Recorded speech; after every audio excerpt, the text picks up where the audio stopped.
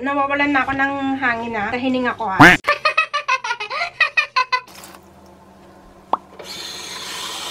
Minutes later. Ang nakakatamad lang is yung mag-antay ka ng oras, no? Clear glass. Clear yung kanyang plastic. Plastic ba to or glass? I'm not sure. So,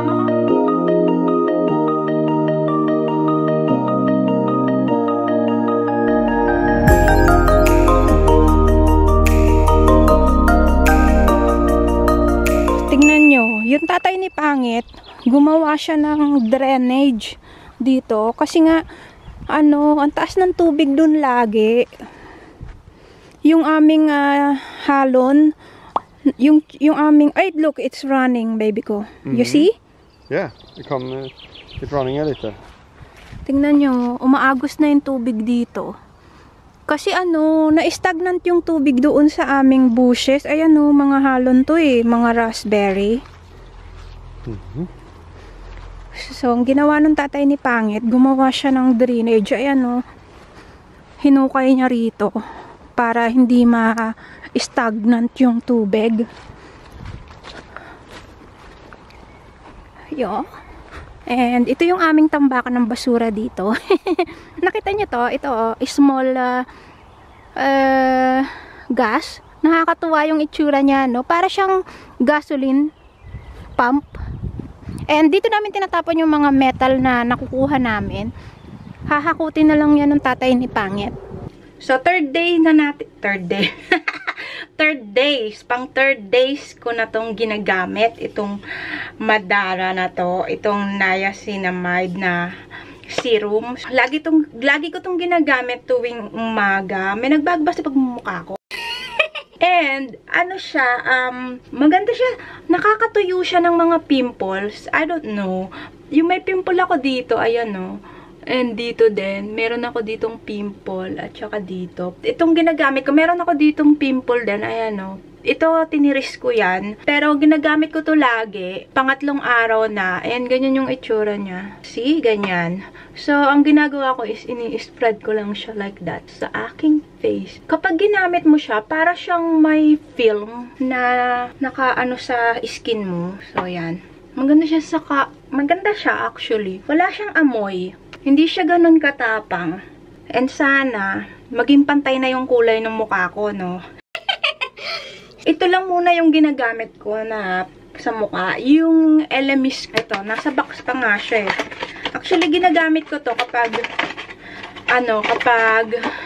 itong balm, ginagamit ko siya kapag, nagme-makeup ako. And kapag, anong tawag dito kapag maghihilamos ako ng gusto ko yung malinis na malinis, gusto ko yung totally deep clean, ito yung ginagamit ko. Maganda siya. Alam nyo, konti pa lang yung nagagamit, konti lang yung nilalagay ko, pero ang ganda nito. Naku, sobrang, kung bibili ako ulit, ito yung bibilihin ko. And nilalagay ko pa rin siya sa box kasi wala lang, trip ko lang. Gusto ko kasi yung box. So, ayan, dito lang siya. And ginagamitan ko siya ng scoop, ito, para hindi masira yung texture niya.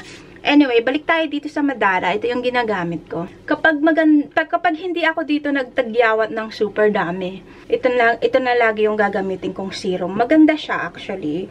Maganda talaga yung serum na to. Wala kayong mararamdaman na masakit or mahapde, kakaiba. Basta para lang siyang oil na nilalagay nyo sa mukha nyo. And nagiging shiny yung mukha ko, diba? Nakita nyo dito, parang shiny siya.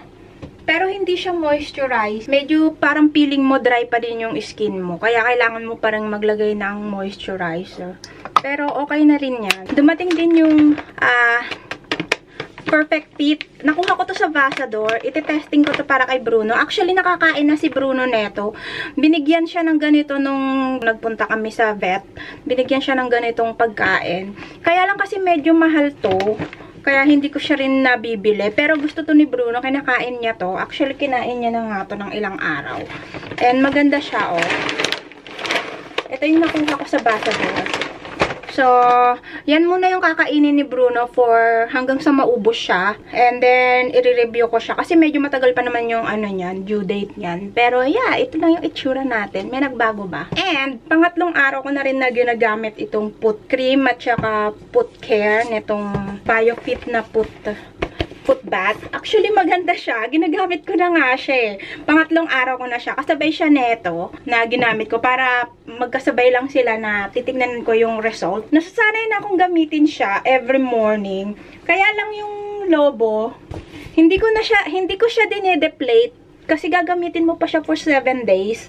So, hayaan ko lang siya na may hangin sa loob. Ang ginagawa ko, kapag natapos ko siya gamitin, sinuhugasan ko siya.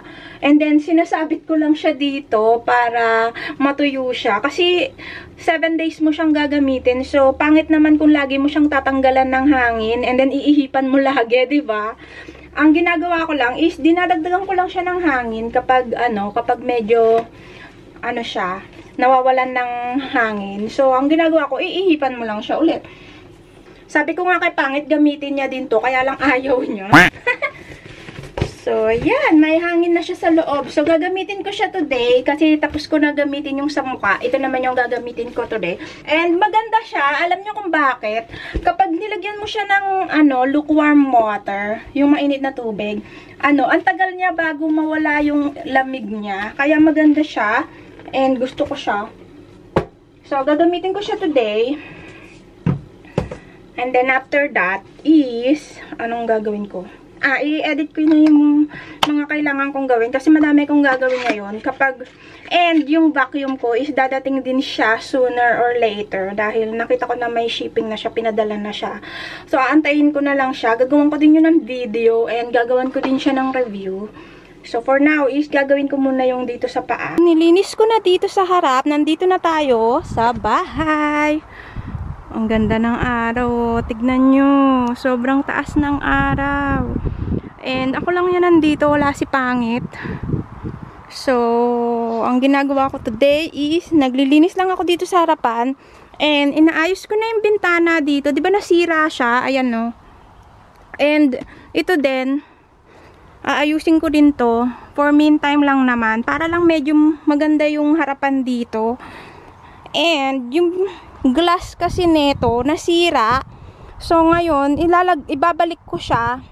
Maganda pa naman pala siya. Maayos pa naman yung kahoy niya. Tignan nyo. So yung isang bintana na yan ang sunod kong gagawin. Pero patutuyuin ko muna to ng bongga. Kasi baka basa pa yung kahoy niya. And tignan ko na lang kung magagawan ko siya ng paraan. And yung plastic dito is hinangin siya. Natanggal yung yung pako niya. Pero ikakabit yan ni Pangit mamaya kapag pumunta siya dito. Pero ngayon, gagawin ko muna tong bintana. Tatapusin ko siya. Pati din tong isa, aayusin ko siya. Tapos tatakpan ko na lang yan ng plastic later kapag hindi ko natapos gawin. Tingnan nyo yung panahon, no? Super ganda, oh. Eh, nag-start na rin siyang mamunga. Ayan, oh, mamunga. Lumabas yung mga dahon niya. Ganyan na siya. You see? Nag-start nang maging green yung mga tanim. Kasi, mainit-init na ng konti. And, na nga lang ako, t-shirt. Tignan nyo yung jacket ko nandun. Kasi, hindi na siya mainit. Ay, hindi na siya malamig. Malamig lang kapag nasa loob ka. Pero kapag nasa labas ka is mainit na siya. Yung apple tree ko din.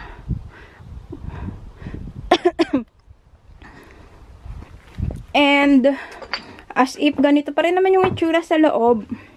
Walang pinagbago. Kasi nga ngayon lang kami ulit bumalik dito. So ganyan yung itsura, oh. Tignan nyo yung view, diba? Ang ganda. Sa labas. Yun lang, sira yung bintana. Pagpasensyahan nyo, ayusin ko na lang yan. Nasip yung bintana is ganun pa din. Hindi siya nabasag. Ibig sabihin maganda yung pagkakagawa ko ng pagkaka-repair ko ng bintana. Lahat ng bintana is na-repair ko na. Yung dalawa na lang dito sa harapan yung hindi ko na-repair. Pero yeah, gagawin natin yan lahat. Ang ganda ng bintana ko, hindi siya nasira, hindi siya nabasag or whatsoever. kahit ilang beses na nagkaroon ng bagyo and hangin dito and winter time. So, gagawin ko muna yung yung bintana sa labas. Tatapusin ko muna tong bintana para naman sa ganun is marami kong magawa today. Asa na kaya to si Pangit? Andito na si Pangit. Dumating na siya. Hey. Yes, hindi na ako mag-isa. And naayos ko na din pala yung bintana. Ayan na siya. Nalagay ko na yung glue ko na yung dito sa ilalim. Antayin ko na lang yan matuyo. And then, ibabalik namin yung metal. And then, pipinturahan ko yan. And then, lalagay ko yung glass. Same dito. So, ang gagawin ko is antayin ko lang din ito matuyo. Yan. Naayos ko na rin siya. Natanggalan namin yung salamin. Ibabalik ko na lang yung salamin once natuyo siya. And pipinturahan ko siya ng white. And andito yung glass niya. Ang gagawin naman ni Pangit today is tatakpan niya na yung bintana ng plastic. Dahil uuwi na kami. Marami na rin ako nagawa. Yung bintana lang yung nagawa ko. And before that, kakain muna ako. Dahil nagugutom na ako. And yeah.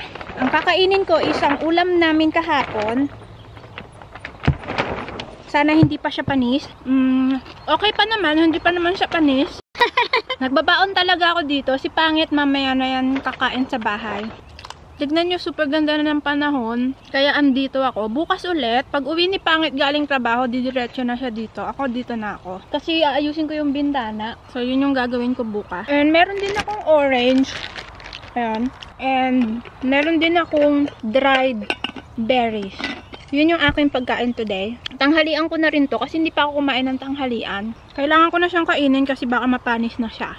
Ayan yung ginagawa ni Pangit. Para makita nyo kung ano yung ginagawa niya. Dahil wala kaming bintana dyan, tatakpan muna ni Pangit ng plastic. For meantime lang, para kapag nagawa ko na yung bintana, tatanggalin na namin yung plastic.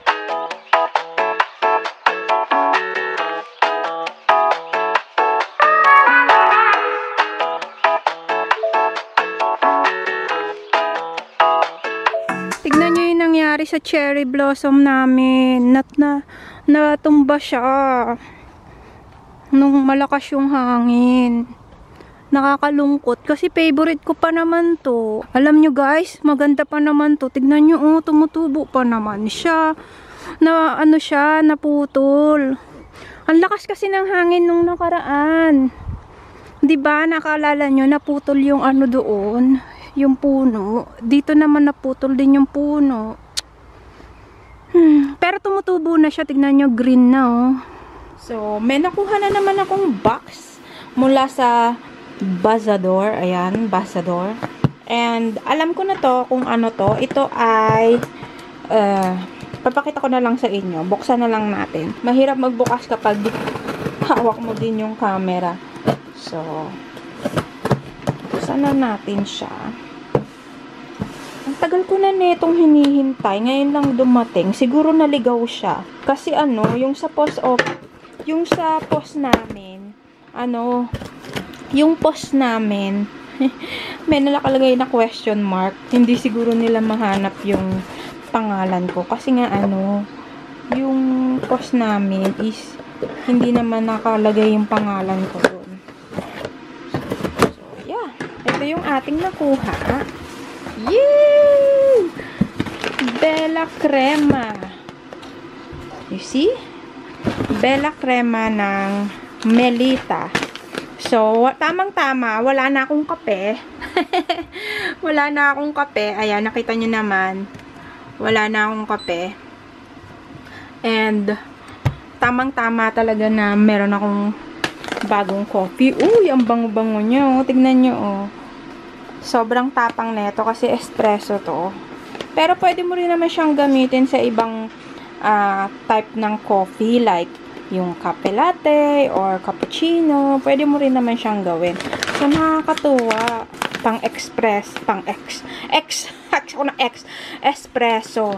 So, yan. Ito yung ating nakuha. Yay! Nakakatuwa naman. Dahil wala na akong coffee, meron na akong kape. So, gagawin ko pa ito ng video. Siguro bukas na lang kasi gabi na. Medyo pagod na ako. Sa ginawa ko today na nag-ayos ako dun sa kabila. Inaayos ko yung bintana kaya medyo pagod na ako. Tignan nyo, wala pa naman akong gatas. Pang gatas yan eh. Ito pang kape ko. So, lalagay ko yan dito sa coffee natin later on. And gagawin ko is gagawa ko ng coffee.